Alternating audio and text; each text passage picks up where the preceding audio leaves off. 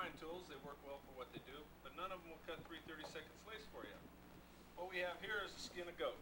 It's you can buy it anywhere. Actually, it's kid skin. It's fairly hard to cut into lace, let alone 3/32. But for the purposes of this demonstration, I'm going to pour some floor wax on the back of this, let it out there, and use a hand, just smear it around on there. What this floor wax does is it tightens the grade of leather so that the cutter can cut even the poorest grade of leather into lace.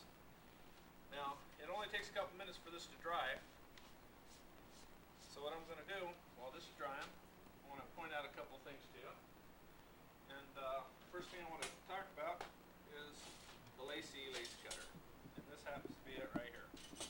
Now, as you see, it's a pretty simple unit all told. Razor blade, Schick injector type razor blade, if I could ever find what I did with the little packet. There it is. Schick injector type razor blades is all it takes to run this thing. The stop knob here locks your internal slide, so if you bump the adjustment knob on the back at any time, you will not lose the size lace you are cutting. On the end of the knob here, you'll find three marks, a 3, an 8, and a 5. 3/32, 1/8 inch, and 5/32. The three most common types of lace used in leather crafts, such as wallets, clutch purses, gun cases, etc. Now, to use this, like we just done, we wax this hide out here. The first thing we do after we wax our hide, we take a scratch awl and we just drive it right into the center of it, so our hide can split. Now, as you can see, part of this hide has already been chewed off. Well, it got turned into wallet guts a couple days ago. So what I need now is to reach over here and grab a knife. We just take a regular, everyday hide knife. We come on our line, we split out the hide at the distance we want to be for our circle, push our knife into the leather, pull the leather to you. What that does, it strips off a perfectly round circle. So after we get through with that, we punch ourselves a hole in the center. Over here is a hide that's already fully dried, has a hole punched in the center.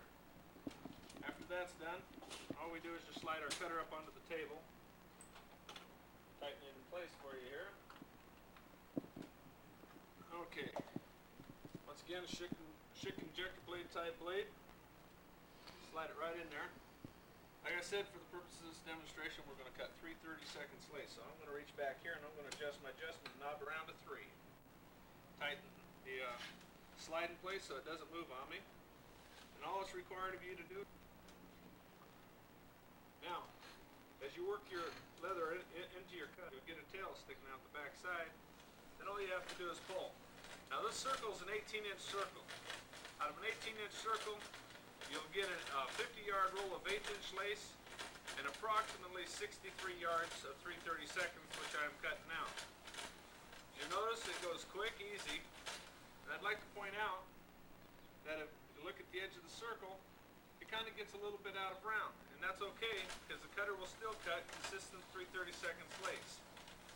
Where it gets out of round, that's caused by soft spots in your leather. The better leather you use, the better grade of lace you get. But I'm using this goat to show you can cut virtually anything into lace.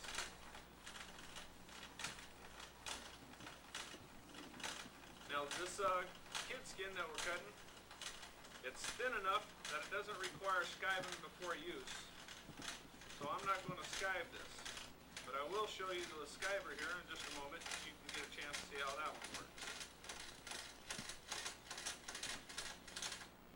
There it is. That's the end of your run. Now if you look at this lace, that's good quality lace in anybody's book. Okay, what I normally do with these, after they're done, purpose ain't over with. I usually stick them in the end of my lace if I'm doing 10 rolls or more. I just tie it in the end, drop it in a pile, and I move all my lace into one pile. Then I got a winder here, and then I can just pick it back up off the floor, come over to my winder, and just wind my lace back on rails. Now this is a 3/32 reel from out of the street. It's a 50-yard reel. So you get a good idea how much lace can be fitted on there. We're just going to wind it up here by hand real quick. Now I've been using this machine for about 2.5 years. There's 30 leather workers here where I'm working, and I supply them all with their lace. So that'll give you an idea of how durable and how long this machine could last anybody that was to purchase it. I've had no problems with it. It's been virtually maintenance free. The only thing you add to it is new shift injector blades as they get dull. The thing about this system is both the skiver and the cutter uses shift injector blades. Now, you see how full this roll's getting, and this much lace costs less than $6.75 to produce. And that's not counting the money I saved in wallet guts that I cut out of the same hide, out of the scrap. Now, one of the things I find that I don't really care for is latigo lacing. Latigo lacing, when you cut it, this lacing here was cut off with this little thing right here. As you see, it does a fairly fine job.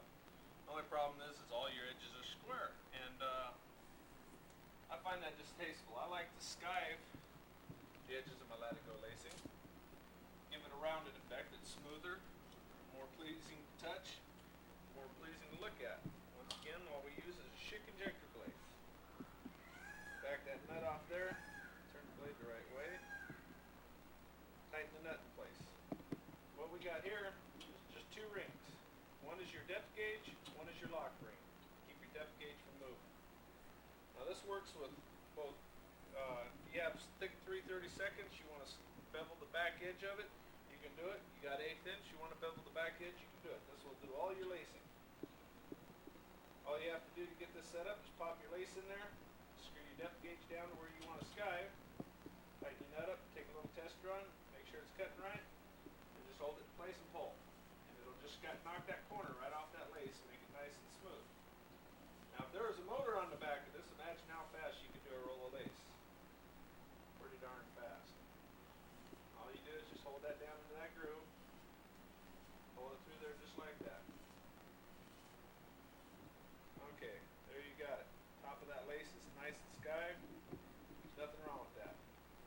Bottom is still flat and square, but that'll allow it to settle down in your braids nice and flat. Well, that's about all I have to tell you. I hope you like my product, and hear from you soon. Thank you.